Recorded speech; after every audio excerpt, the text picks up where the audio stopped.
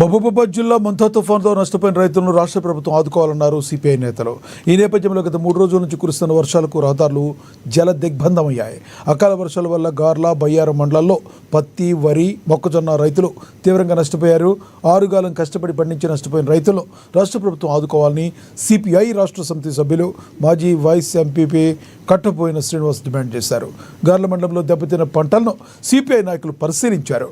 మంతా తుఫాన్ వర్షాలతో నష్టపోయిన పంటలను అధికారులు క్షేత్రస్థాయిలో పరిశీలించి నష్టపరిహారాన్ని ఇప్పించి రైతులను ఆదుకోవాలని కోరారు. మిర్చి పంటలతో పాటు మొక్కజొన్న ఒలిసినటువంటి మొక్కజొన్న కూడా తీవ్రమైనటువంటి నష్టం జరిగింది తుఫాను వల్ల. ఈ తుఫాను వల్ల రైతు ఆరుగాలం కష్టపడి నోటికాడికి వచ్చినటువంటి పంట ఇవాళ వరద పాలైనటువంటి పరిస్థితి ఇవాళ గత 2 రోజులుగా కురుస్తున్నటువంటి వర్షాలను బట్టి చూస్తే అర్థమవుతా ఉంది. రైతు ఇవాళ దిగాలుగా ఉన్నటువంటి పరిస్థితి.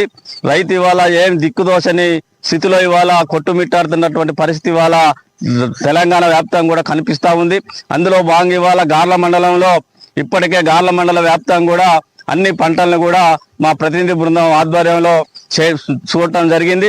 ఇప్పటికే రైతాంగం కోలుకోలేనటువంటి పరిస్థితి ఇవాళ కనపడతా ఉంది. కాబట్టి ఇవాళ తెలంగాణ రాష్ట్ర ప్రభుత్వం తక్షణమే స్పందించి ఇవాళ నష్టపోయినటువంటి రైతాంగానికి నష్టపరిహారం ఇచ్చి మనోధైర్యం కల్పించాలని చెప్పి ఇవాళ ప్రభుత్వానికి విజ్ఞప్తి చేస్తా ఉన్నాం. తక్షణమే క్షేత్ర స్థాయిలో అధికారులను పంపించి సర్వే చేయించి ఎక్కడైతే నష్టం జరిగిందో అక్కడ క్షేత్ర స్థాయిలో సర్వే చేసి ఆ రైతుల్ని ఆదుకోవాలని చెప్పి ప్రభుత్వాన్ని డిమాండ్ చేస్తా ఉన్నాం. మిర్చి పంటలతో పాటు మొక్కజొన్న ఒలిసినటువంటి మొక్కజొన్న కూడా తీవ్రమైనటువంటి నష్టం జరిగింది తుఫాను వల్ల.